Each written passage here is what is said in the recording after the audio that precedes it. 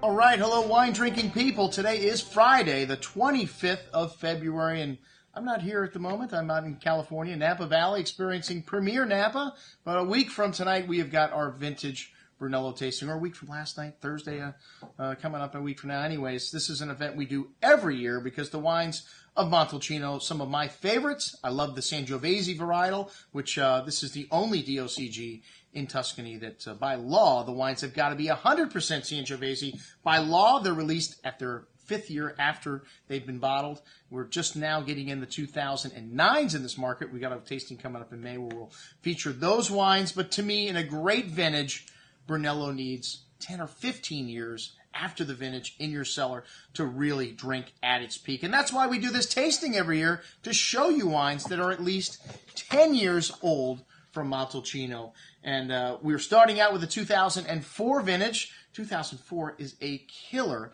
vintage for Montalcino. It's amazing that you can still find a very good selection of 2004s in the marketplace. We've got some here, and we're going to be showing one of the top wines, the Castello Romatorio, which is, this is their Reserva Brunello. It won the London Wine Challenge with the 3,000 wines.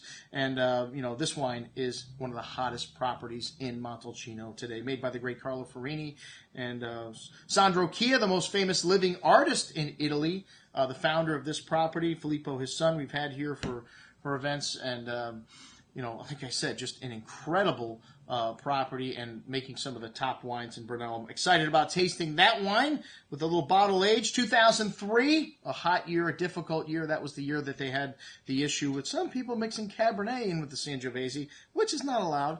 But Valdicava, you will not find any Cabernet, even in the vineyard. So you can't accuse Vincenzo Abruzzese of putting Cabernet in his Sangiovese. The 2003, drinking really nice right now. A more evolved vintage, one that you don't have to wait as long for. 2002, nobody made Brunello pretty much. Or the great producers didn't make Brunello. It was an off year, the last really off year in Montalcino. 2001, a fabulous vintage. Another great Reserva from San Filippo going down. And these wines just starting to drink at their peak.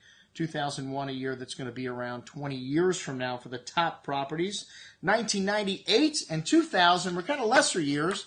This Pietranero that we have from 98 drinking really nicely. You know, when you show these 98s and 2000s in a lineup, they always show really nice because they're more evolved. If you like mature wines, they're drinking at their peak right now. You don't need to keep them any longer. 97, a vintage that was much heralded here, a warmer year, and these wines also really drinking at their peak, are close to it right now. The Frescobaldi Castello Giocondo, a very famous wine. And then Santi, the most famous producer in Italy, the guy that got it all started in Montalcino anyways, over 100 years ago.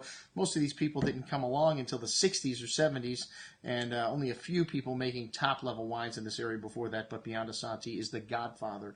The 96 vintage, not a great vintage, but a great producer. It should be fun to taste that wine, drinking at its peak. And then a 5-star vintage, 1995, from one of my favorite producers, Canalicchio Di Sopra, the Reserva from them. This wine considered the better vintage by the Italian press than the 97 vintage, and they have much better structure. I'll tell you, these 95s are going to last, if you like older wines, another 10, 20 years easily. The 93 vintage, well, this isn't a great vintage, but this is one of the greatest vineyard sites. The Sugaril vineyard from Pieve Di Santa Restituta. This wine should be showing at its peak.